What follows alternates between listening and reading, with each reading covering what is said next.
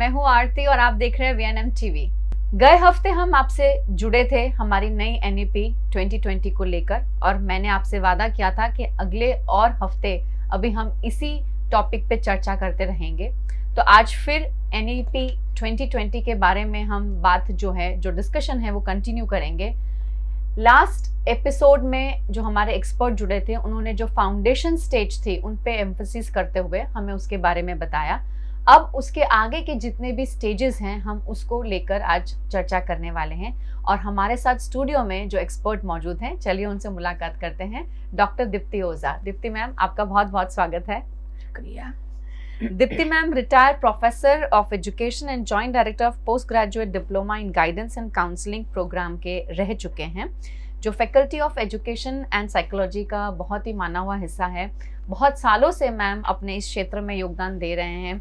काफ़ी सारी degrees ma'am के बैंक ऑफ क्रेडिट्स में भर्ती हैं और आप सभी बड़ौदा वासी जो हैं मैम को बखूबी जानते भी होंगे क्योंकि मैम के अंडर काफ़ी स्टूडेंट्स पढ़े हैं, उनमें से मैं खुद एक हूँ जिन्होंने इनके अंडर पढ़ाई की है। तो आज का जो ये टॉपिक है NEP का, वो हम जो इसका सेकेंड लेवल है यानी कि प्रिपरेटरी लेवल, उसके बाद जो मिडिल लेवल और सेकेंडरी लेवल, ये तीनों पे आज हम चर्चा करने वाले हैं। शुरुआत करेंगे सबसे पहले दीप्ति मैम आपके साथ कि आप इतने सालों से इस क्षेत्र में काम कर रही हैं। आपके हिसाब से एजुकेशन सिस्टम में ये जो स्ट्रक्चर जो है, जो पहले 10+2 का था और अब 5+3+3+3 का जो बना है, ये बदलाव क्यों ज़रूरी था? ये बदलाव बहुत ज़रूरी था। शायद हम लोग ने इसके आगे कदम बनाना शुरू भी कर दिया था जी। पर ये स्ट्रक्चर आने से हम लोग एक तो यूनिवर्सल इक्विटी में चले जा रहे हैं, क्योंकि अभी global we are coming to an equity, तो वो एक भी है। तो एक वी वांट टू एंश्योर कि यूनिवर्सल एक्सेस ऑफ एजुकेशन हो, मतलब यहाँ का बच्चा वहाँ पढ़ने जाए, वहाँ का बच्चा यहाँ आए, इक्विवेलेंट स्टडीज हो। तो ये स्ट्रक्चर बदलने के पीछे वो एक बड़ा योगदान है कि इससे हमारे 12 years of teaching plus 3 years of ये, इसलिए 15 साल का एक पूरा स्कूलिंग हो जाता है, फिर 4 साल का ग्रेजुएशन होगा जो यूनिवर्सल ग्लोबली एक जैसा होगा। तो ये एक सबसे बड़ा मकसद था जी। दूसरा भी था, जैसे अभी अलग अलग क्षेत्र में बहुत स्पेशलाइज कौशल्य की ज़रूरत है, स्किल्स की ज़रूरत है। तो हमारा जो सिलेबस है अभी का, उसमें थोड़ा एडिशन स्किल बेस्ड टीचिंग का है। राइट। और स्किल बेस्ड टीचिंग देना है तो एक्टिविटी बेस्ड टीचिंग होना चाहिए, एक्सपीरियंशियल टीचिंग होना चाहिए। तो ये सबको जो ऐड करना था, तो जब भी कुछ ऐड करते हैं ना, तो जो होता है उसमें बढ़ावा आ जाता है, तो लोडिंग होता है। तो ये लोडिंग करने की जगह पे पूरी अपनी स्कूल सिस्टम को उसने अलग अलग हिस्से में और बेसिकली साइकोलॉजिकली डेवलपमेंटल स्टेप के हिसाब से, आप भी साइकोलॉजी के स्टूडेंट रहे हैं, तो हमारे PIJ ने बहुत अच्छा 4 डिवीजन दिया है कॉग्निटिव डेवलपमेंट का। तो आपने जो लास्ट फाउंडेशनल कोर्स के बारे में पढ़ा है, वहाँ ज़्यादातर अर्ली चाइल्डहुड चिल्ड्रन आ रहे थे। बिल्कुल, हाँ, जहाँ लैंग्वेज उनका मेजर रोल था कि वो लोग they can master in language, वो गोल्डन पीरियड ऑफ लैंग्वेज था। अभी जो पीछे के स्टेज हम पढ़ेंगे, प्रिपरेटरी, मिडल, सेकेंडरी, उसमें इन्हीं बच्चों में प्री वोकेशनल स्किल्स पढ़ाना शुरू करना है। करेक्ट। तब जाके सेकेंडरी में थोड़ा वोकेशनल इनपुट्स भी देंगे।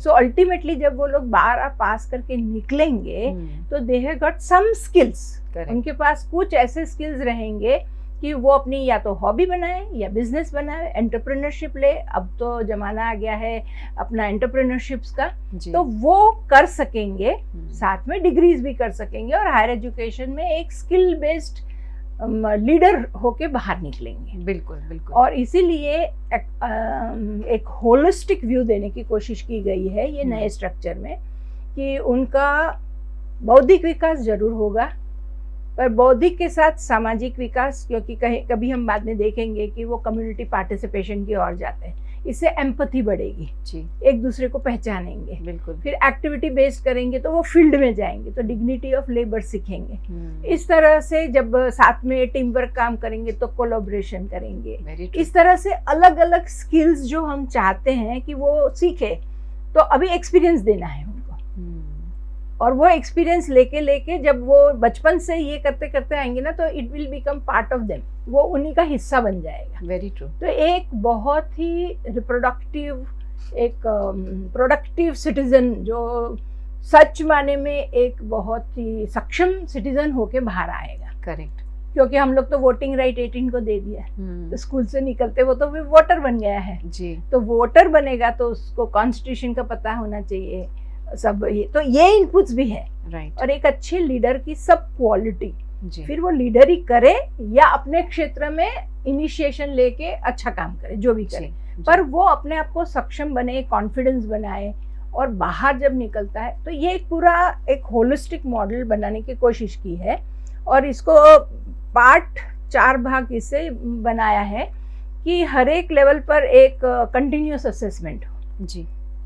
सिर्फ 10th और 12th ग्रेड नहीं जी, मगर हर एक की स्टेजेस है। जैसे सेकेंड स्टैंडर्ड से वो 3 में आता है जी, तो 3 स्टैंडर्ड में आता है, तो उनके इनपुट्स और outputs equivalent to his development.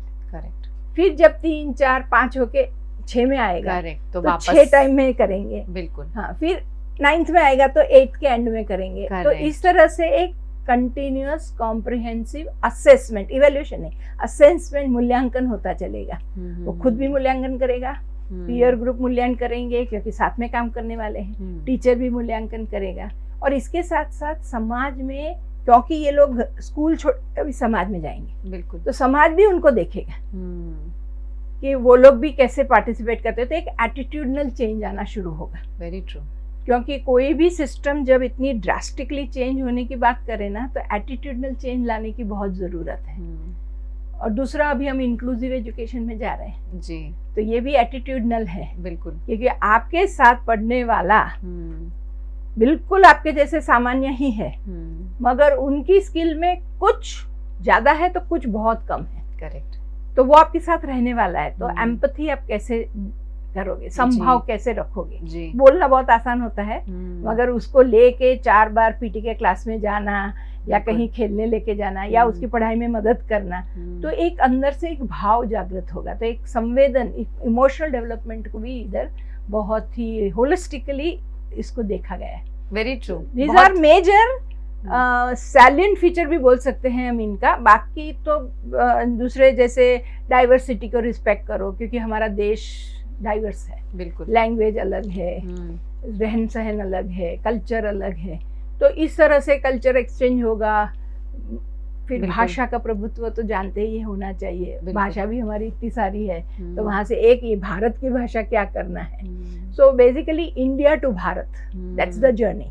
Right. ये हमें स्वदेश, और हम सक्षम है, बस यही प्रूव करना है हर बच्चे को कि मैं खुद में सक्षम हूँ। जो भी मेरे सामने चैलेंजेस आएंगी, चुनौती आती जाएगी, मेरा एजुकेशन ऐसा रहेगा कि मैं वो चुनौती को फेस करूंगा। Very true. So this is the major change, structural change इसीलिए लाए हैं कि हर एक बार आप इसको देखते देखते आगे निकालो। आई थिंक बहुत ही आइडल पॉलिसी दिख रही है मैम अभी। आई एम श्योर इम्प्लीमेंटेशन के बाद तो 360 डिग्री चेंज आने वाला है इस सिस्टम में, और सुनने में बहुत ही बढ़िया लग रहा है। आई एम श्योर आप जो पेरेंट्स हमें देख रहे हैं, आपको भी ये बहुत ही सोच समझ कर इस पॉलिसी के ऊपर इतना ध्यान दर्शाया है और इसमें इनपुट्स डाले गए हैं ताकि बच्चों को होलिस्टिक जो अप्रोच मैम जिसकी बात कर रहे हैं वो मिले। और बहुत ही अच्छी बात आपने बताई मैम कि इवैल्यूएट नहीं हो रहा है, असेस किया जा रहा है हर स्टेज पे।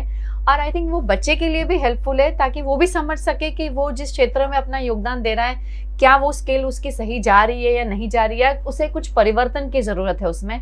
तो ये हमारी जो पॉलिसी है ये हर स्टेज पर हर बच्चे को ध्यान में रखते हुए, उसके स्किल्स को ध्यान में रखते हुए डेवलप की गई है और बहुत ही ब्यूटीफुल डिज़ाइन की हुई है। मैम इसको ही रखते हुए मेरा नेक्स्ट क्वेश्चन आपसे यही है कि ये जो ड्रास्टिक चेंजेस आए हैं, अब फाउंडेशन स्टेज की हमने जो बात कर ली है, फाउंडेशन स्टेज में आपको बताना चाहूँ कि 3 साल से शुरू होता है, यानी कि नर्सरी, जूनियर, सीनियर। ये प्री स्कूल के 3 वर्ष और प्राइमरी स्कूल के पहले 2 वर्ष यानी कि ग्रेड 1 और ग्रेड 2, ये पहले 5 एकेडमिक ईयर्स जो हैं इन्हें फाउंडेशन स्टेज कहा गया है, जिस पे हम ऑलरेडी बात कर चुके हैं। तो आज हम चर्चा करने वाले हैं जो सेकंड हमारा स्ट्रक्चर जहां से शुरुआत होता है क्लास 3 ऑनवर्ड्स, जो प्रिपरेटरी लेवल है। मैम ये जो स्ट्रक्चर क्रिएट किया गया है ये क्या सोचकर किया गया, और जो प्रिपरेटरी लेवल है उसमें कौन से कक्षाओं का समावेश हुआ है और क्या बदलाव मेजरली वहाँ पर आया है? यस, जैसे फाउंडेशन कोर्स आपने कहा 5 साल का जी। अभी जैसे फॉर्मल एजुकेशन सिस्टम में बच्चे ये पढ़ ही रहे थे, पर हम लोग तभी प्री प्राइमरी अलग करके फर्स्ट ऑनवर्ड स्कूल का हिस्सा बना दिया जी। तो यहाँ फर्स्ट और सेकेंड स्टैंडर्ड को बिल्कुल प्री प्राइमरी के जैसे ऊपर जाना है उसके पहले की क्या स्किल्स पढ़ना है वो उन लोग पढ़ लेंगे, और it is a golden period of language development है।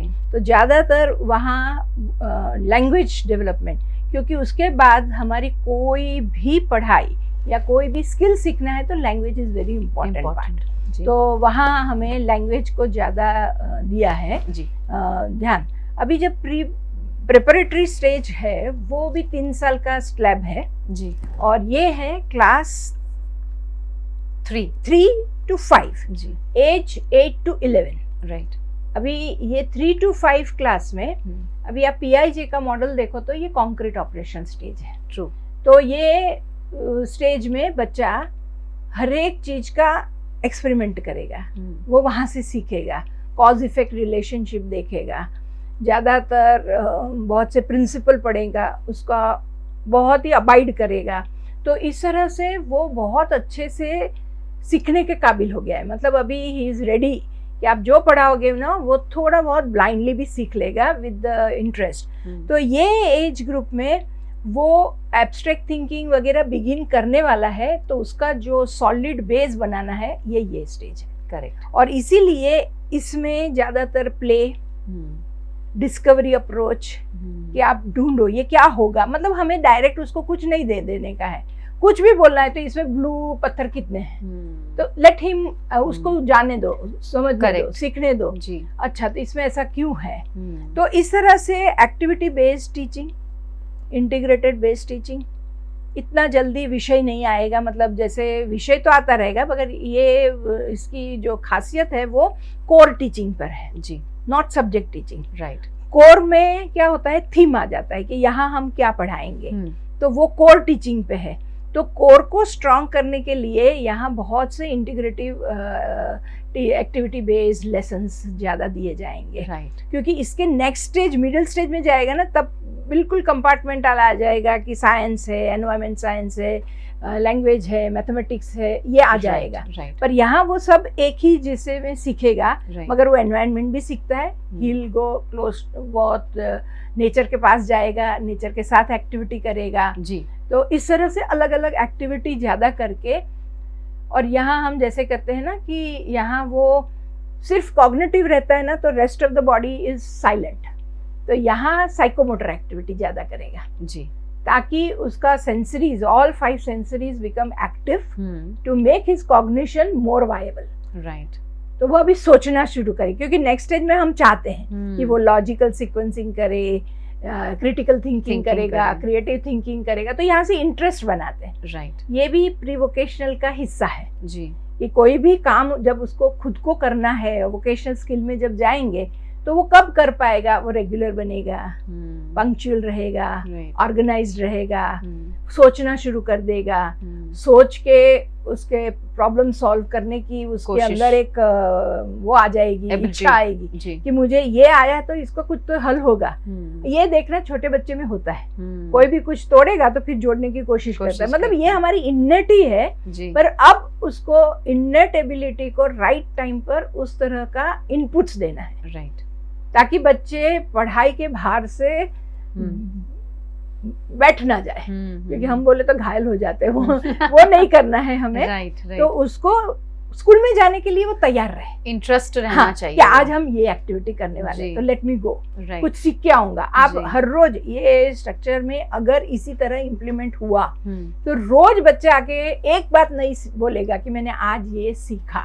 करेक्ट। और वो जो उसकी मेंटल डायरी में लिखता जाएगा कि आज मैंने ये सीखा, आज मैंने ये सीखा, तो at the end of the year उसके पास बहुत सारी चीज सीखी हुई मिलेगी। करेक्ट। नॉट याद की रही हुई, रोट मेमोरी नहीं, क्योंकि रोट मेमोरी में उसको पोएम याद रहता है, लेसन याद रहता है, कुछ लॉज याद रह जाते हैं, मैथमेटिकल फॉर्मूलाज याद रहती है, पर अब वो प्रैक्टिस करने वाला है। Correct. So preparatory means they are preparing for higher education, preparing for higher stages of education. Correct. तो इसीलिए ये preparatory stage में उसको जैसे आप रसोई बनाते हैं ना, तो उसका प्रेपरेटरी स्टेज क्या होता है, हम एनविसेज कर लेते हैं कि मुझे क्या बनाना है, उनके इंग्रेडिएंट क्या चाहिए, तो हम बनाने के पहले वो पूरे इंग्रेडिएंट्स आगे से तैयार करके रख देते हैं, ऑल पॉसिबिलिटीज, सो दैट कि लास्ट मोमेंट पर मुझे वो इंग्रेडिएंट न मिले ऐसा ना हो। करेक्ट। बस यही प्रिपरेटरी स्टेज है कि आगे उसको क्या पढ़ना है, क्या करना है, तो उसके लिए उसका मेंटल मेकअप, वो प्रिपरेशन हो रहा है। Right. So that is the major thing. तो एक्टिविटी बेस्ड और ज्यादा वही है, सब्जेक्ट का इतना इम्पोर्टेंस नहीं है। सब्जेक्ट ऑफ कोर्स हालांकि चलेंगे साथ में, मगर ज्यादा इनपुट्स यहाँ पर जाएंगे। हाँ। मैम यहाँ पर ये जो पड़ाव है उसमें मदर टंग के ऊपर भी बहुत एम्फेसिस किया गया है। कहा गया है कि बच्चों को अगर उनके मदर लैंग्वेज में पढ़ाया जाए तो कुछ कंसेप्ट्स जो हैं वो मदर टंग में भी इंट्रोड्यूस करने की छूट स्कूल्स के पास रहेगी। क्या कहेंगे उस बारे में? ये ऐसे भी अपनी एंशंट इंडियन फिलोसॉफी के हिसाब से भी ये ट्रू है जी। गिजुभाई बदे का एक बड़ा नाम है जी, बहुत उन्होंने बड़ा नाम भी है। इसके ऊपर जोर दिया था, गांधी जी ने भी फोर्स दिया है जी कि mother tongue is our thinking language. Correct. क्योंकि हमारा जब स्कीमा बनना शुरू हुआ था ना, तब हमने मदर टंग से इनपुट्स आए थे। Listening, LSRW, listening, speaking, reading, writing. तो लिसनिंग कहाँ से, द फर्स्ट वर्ड कहाँ, कौन सी भाषा में गया था, तो वो हमारा पहला स्कीमा बनता जाता है। तो हमारी ये थिंकिंग लैंग्वेज है। राइट। तो जो भी हमारी थिंकिंग लैंग्वेज, बाकी की लैंग्वेज हम पढ़ सकते हैं पर बाकी में हम ट्रांसलेशन हमेशा करते रहते हैं जी। तो एक दूसरा प्रोसेस होता है। और इसीलिए कहते हैं कि मदर टंग में पढ़ाई किया तो उसका स्कीमा बहुत अच्छा बनेगा, मतलब स्ट्रॉन्ग बनेगा। करेक्ट। अच्छी पढ़ाई करेगा जी। और मदर टंग में पढ़ने के लिए यही है कि घर के वातावरण में भी वही भाषा बोली जाती है। करेक्ट। तो बच्चे जो पढ़ के आता है वो शेयरिंग कर पाएगा, माँ बाप के साथ उसकी चर्चा करने के अंत में कुछ लेना है तो वो वहाँ से इनपुट्स भी लेगा। जी बिल्कुल। क्योंकि बहुत बार ये just for example I am saying कि बहुत बार ऐसा होता है कि इंग्लिश मीडियम में बच्चा पढ़ रहा है तो घर में वातावरण अगर अंग्रेजी नहीं है तो बच्चे को कुछ कहना है जो वो सीख के आया है तो वो वातावरण उसको मिलता नहीं है, इनपुट्स भी वहां से इंग्लिश में नहीं मिल रहा है। राइट। तो वो बेचारे को भाषा का कंफ्यूजन होता है या शेयरिंग फिर डिमोटिवेशन हो जाता है वगैरह, बहुत सारे वो है जी। तो एक ये भाषा का है, मगर एक और चैलेंज भी यहाँ आएगी मुझे ऐसा लग रहा है, क्योंकि अभी मातृभाषा का कंसेप्ट भी बदल रहा है। बिल्कुल। अभी होम स्पीकिंग लैंग्वेज हो गया है क्योंकि बहुत जगह पे ऐसा हुआ है कि मातृभाषा जैसा कोई कंसेप्ट ही नहीं है। घर में हिंदी में बोला जाता है, इंग्लिश में बोला जाता है या कोई ऐसी भाषा में बोला, लोकल भाषा हो सकती है कि बच्चे के लिए जो पहली भाषा वो सुनेगा ना वो उसकी मातृभाषा बन जाएगी। बिल्कुल। क्योंकि पहले था मातृभाषा मतलब फैमिली लैंग्वेज जो वहां से और कई बार ऐसा भी देखा गया है मैम कि मदर टंग में पेरेंट्स आजकल बात नहीं करते हैं, इंग्लिश में ही बातचीत करना शुरू करते हैं जब से बच्चा जस्ट पैदा होता है तब से ही। तो ये बच्चे के लिए अभी ब्लेसिंग इन डिस्गाइज होगा कि सच में बहुत प्रॉब्लम होगा, मालूम नहीं है जी। क्योंकि बच्चों के लिए ये एक बहुत बड़ी चैलेंज लैंग्वेज वाली है। राइट। पर जो बोला गया है कि मदर टंग में पढ़ना वो 100% सही बात सही है। करेक्ट। कि वही भाषा में अगर सीखे और इसीलिए होम लैंग्वेज में भी सीखे, कोई प्रॉब्लम नहीं है। क्योंकि बेसिकली यहाँ देखना है कि जो स्कूल में पढ़ता है, घर में वापस आता है, लोकल कम्युनिटी में जाता है, वो एक ही भाषा में होता है। तो वो जो पढ़ के आया ना वो अपनी भाषा में, कुदरती जो भाषा आ गई उसमें वो शेयरिंग करेगा, इनपुट्स लेगा, अपने आप को थिंकिंग कर पाएगा और वहाँ इनपुट देगा। क्योंकि कभी आपने ये भी देखा होगी कि बच्चे की लैंग्वेज घर में कुछ बहुत अलग से है, इंग्लिश इतना नहीं है या हिंदी नहीं है, तो क्लास में उसको बोलना है कुछ, पर हमेशा एक डर बैठा रहता है कि मैं अपना ओपिनियन ठीक से बता पाऊंगा, नहीं बता पाऊंगा, सच या गलत उसके टेंशन नहीं है, पर whether I will be able to put my words, express myself. तो ये एक बड़ा प्रॉब्लम था। तो अगर सब जगह एक ही भाषा है तो उसका ये झिझक निकल जाएगी। करेक्ट। तो बच्चा फ्रीली अपने आप को एक्सप्रेस कर पाएगा।